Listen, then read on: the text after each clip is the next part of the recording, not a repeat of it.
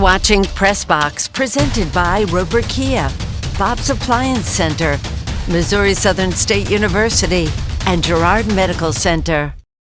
Welcome into the second week of Pressbox. I'm Sports Director Ryan Blank alongside Ben McLeish here. It's week 3 of action for our Missouri and Oklahoma teams, but only week 2 for our Kansas squads. But Ben, we have some teams starting to develop their identities, starting to understand what's going on right now, get their identities, and stand out. Any teams that kind of stand out to you right now? Yeah, lots of exciting matchups, lots of big games. Webb City looked incredible. By the time I got there in the second quarter, they were already up over 3 scores. Yeah, and we'll get to that game in a little bit, but let's get started with our KUAM game of the week, a battle of the Eagles between Joplin and Nixa. Joplin eyeing revenge after falling to Nixa in last year's district championship. Nixa driving on its first possession. Their QB, Adam McKnight, he'll hurl this one deep to a wide open Carter Mabe for the touchdown. Nixa strikes first, leading 7-0. Joplin on their ensuing drive, it's going to be 4th down and 2. Trent McCadney fakes the handoff. He's going to take this one himself for the first down to keep the Eagles' drive alive. Nice play there. A few plays later, McCadney runs the play action this time. He's going to roll to his left, can't find anyone, so he's going to flip course, roll to his right, this time connecting with his brother Travion McCadney, who streaks down the sideline, down inside the 5-yard line, setting up first down and goal. Joplin now, they're within inches of the goal line for 4th down. Eagles drive on the line. McCadney, he'll receive the snap, hand it off to the other McCadney, brother-to-brother score, tying it up at 7, but they can't keep up with Nixa in this one. Joplin falls 28-14. Webb City looking for a bounce-back win at home against Kickapoo. In the second quarter, the Cardinals already up by 28. But the defense is still making plays. Ethan Keller with a diving shoestring tackle stopped the running back for no gain. Same drive, Kickapoo's quarterback Hale looks to make a play, but Keller is there again, driving Hale back for the sack. Cardinals block the Chiefs' punt and have it at the goal line. Braden Strickland rolls to his left, flicks it to Mason Williams, who drives it in for the Webb City score. Cardinals lead 35-7 as the lights go crazy. Chiefs looking to respond in the final minutes, but Webb City still doesn't let up.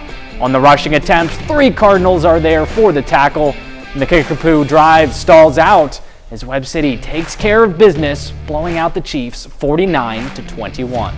And the Neosho Wildcats looking to stay undefeated, battling Lebanon at home.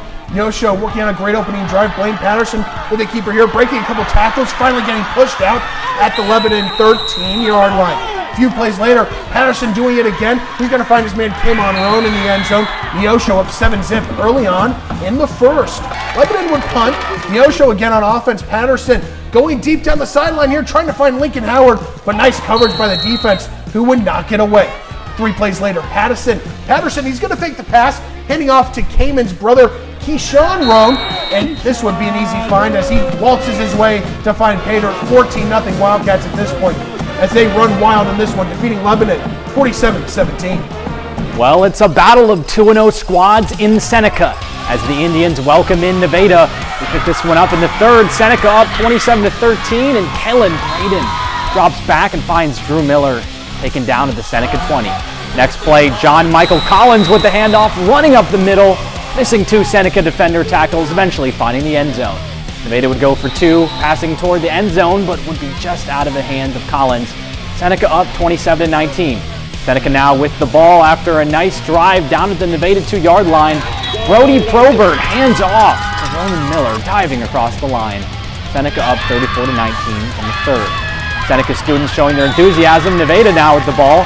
Braden rolls out, finding Jet Snyder toward the sideline, taken down at the Seneca 36.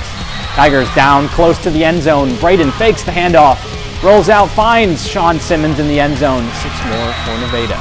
Going for 2, Jet Snyder has his number called again, and he is in for 2. Nevada now down 7 at this point. But Seneca would hold off Nevada at home, 54-33, the final.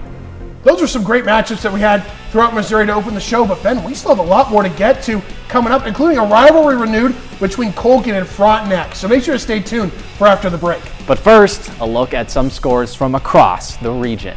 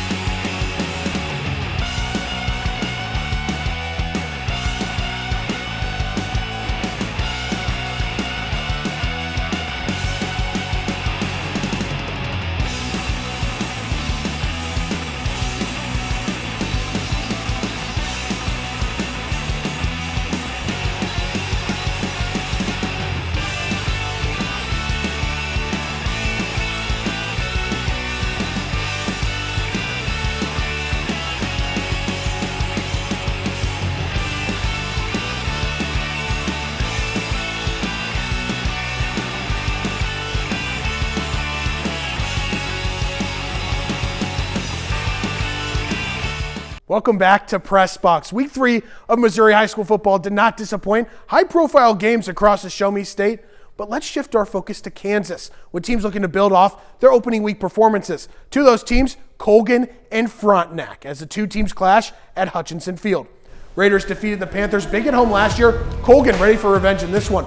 Frontenac forced a punt on the opening drive. Anthony Schremer with the reverse handoff to Clayton Adamson, and he has daylight. 85 yards, taking it to the house. It would be called back due to a penalty.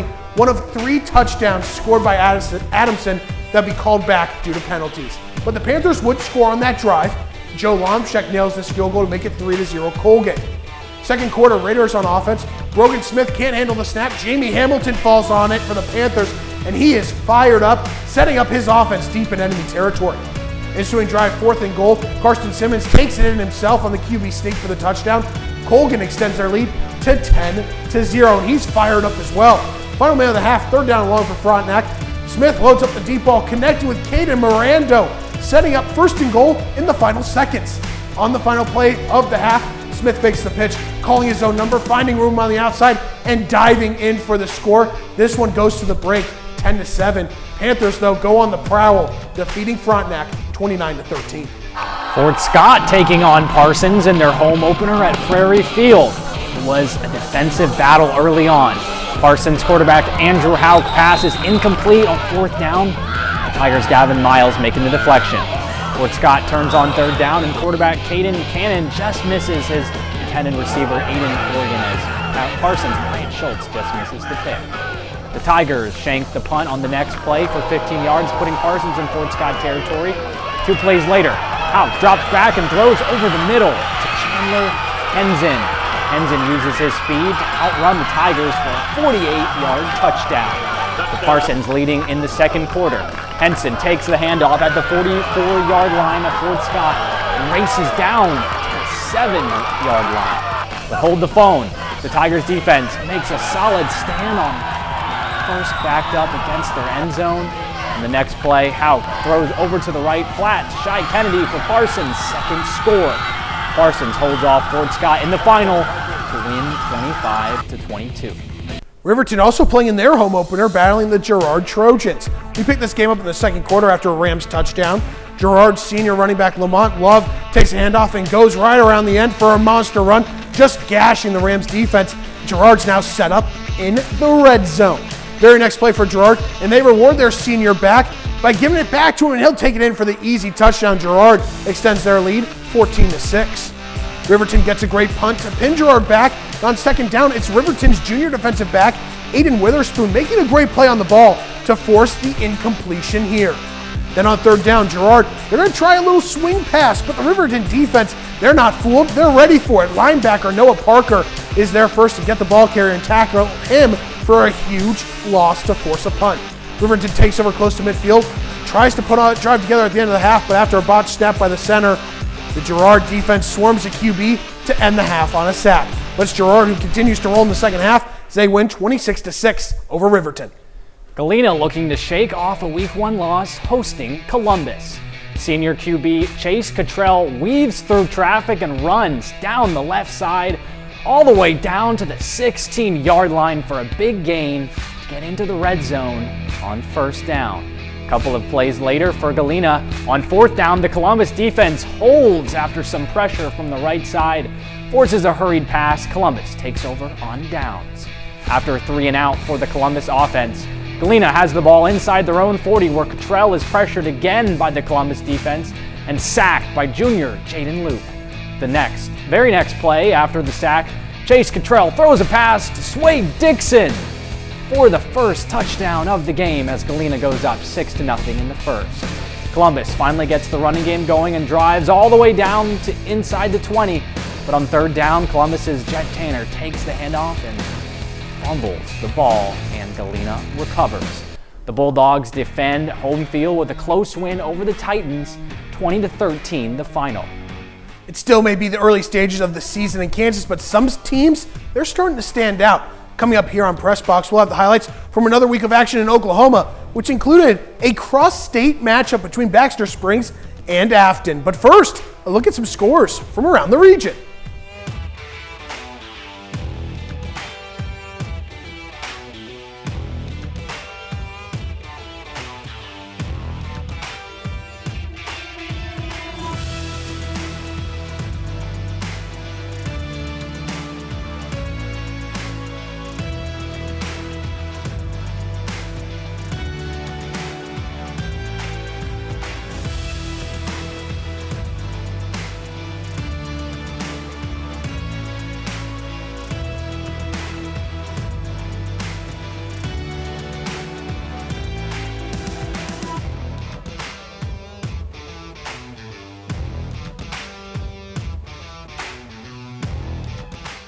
Welcome back to Press Box. We're barely scratching the surface of this season, but it's never too early to have big game battles, which we saw in both Kansas and Missouri.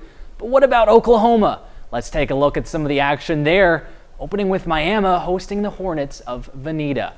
War Dogs and Hornets looking for their first win of the season. Hornet and War Dogs clash in a battle of titans, each team ready to stake their claim on the field. Early on, a pass to Carson Osborne is incomplete as Miami's defense slams him down, setting the tone for a fierce contest. Miami seizes the momentum.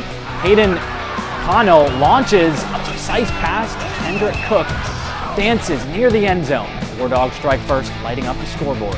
But Veneta fires back in no time.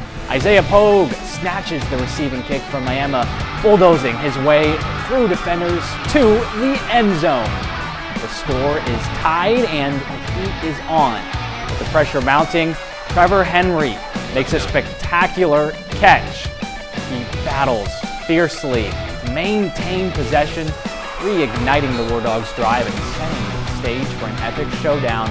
The War Dogs take down the Hornets 22-7, final score from Kesley Stadium. Welch looking to bounce back from last week's loss, battling Foyle. Foyle charges into the third quarter with a commanding 14-0 lead. Horacio Flores powers through with a strong run, but the Wildcats are quick to bring him down. Foyle, though, keeping the pressure on. Virgil Pendergraft sprints down the field. He's going to secure another touchdown early in the second half. The momentum is all theirs as they now lead 20-0. But the Wildcats aren't going to go down without a fight, still trying to fight back. Eric Pitcher barrels through the defense, getting them on the board with a determined run, cutting into that deficit. The Panthers, though, they're going to strike back swiftly. Cage Baxter takes off, and he will add another touchdown for Foyle, keeping their lead a strong one. Welch fights to regain the ground. This time they're going to go with Joseph Clinton, who makes a powerful run, showcasing their resilience, but it's not enough. Foyle triumphs over Welch with a decisive 28-12 victory. Afton Baxter springs to take on the Lions in a cross-state matchup. Lions strike first with a handoff to Caleb Grant from Cole Parrish. Grant cuts to the outside and roars into the end zone, giving Baxter an early 7-0 lead. On the next drive, Lions looking to score again. Parrish runs to his right looking for a man, throws on the run for Riley Daniel, but Kendall Landrum breaks up the pass, nearly taking it the other way. Lions trying to capitalize on another offensive possession. Parrish with the quick screen pass to his tight end, Braden Wade, who breaks the tackle and sets up Baxter for a 1st and 10 in the red zone. Baxter back in the red zone again. Parrish passes it out to Grant, who breaks a tackle and charges into the end zone. This makes his second touchdown of the night. Baxter leads 20-0. Baxter again with the ball. Parrish calls his own number, making a man miss and taking his ankles with him. Dodges another tackle. Parrish will waltz into the end zone. Baxter with a confident 26-0 lead. Baxter's offense with the ball again. Parrish with the shovel pass to Bradley Wade, who runs it up the gut with a purpose. He sheds the defender and hits the afterburners for a touchdown. Lions up 33-0. The Lions roar on to victory, improving to 2-0 with a 48 win. Well, that's all of our action from another full Friday night slate, but there is still more to come here on Press Box as Ryan and I will round out the show with analysis from this week and more coming up. But first, a look at some scores from around the region.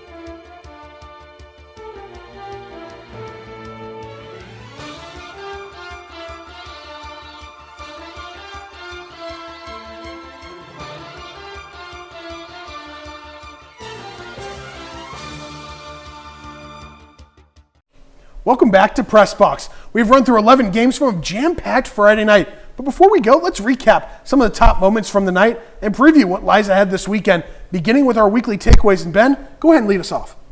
Well, on a night where the running game couldn't get into a rhythm, Joplin quarterback Trenton McCadney stepped up big, creating plays with both his arm and his legs to fuel the Eagles' offense. I got to go back to the Colgan Panthers, dominating the reigning district champions Frontenac. Clayton Adamson dominating on the ground, Carson Simmons doing it all as their dual threat signal caller defense was swarming all game, holding the Raiders to 13 points. Colgan is not just a team to look out for in conference, but statewide. Yeah, and coming off a tough loss on the road to Nixa, Webb City came to play as the Cardinals cruised to a huge win over Kickapoo. And it was everyone getting involved. The offense, defense, even the special teams made some plays tonight. With that being said, it's time to look at our nominees for Performance of the Week. Let us know who you think had the best performance tonight by heading to KOAMnewsnow.com/vote. First option is Galena quarterback Chase Cottrell, leading the way for the Bulldogs in their win, running all over the field and even throwing for a score in that one. Our second nominee is the Webb City Cardinals team, who played as complete of a game that any coach could ask for, as the offense, defense, and special teams make key impacts, even without quarterback Gabe Johnson under center as he is dealing with a hand issue.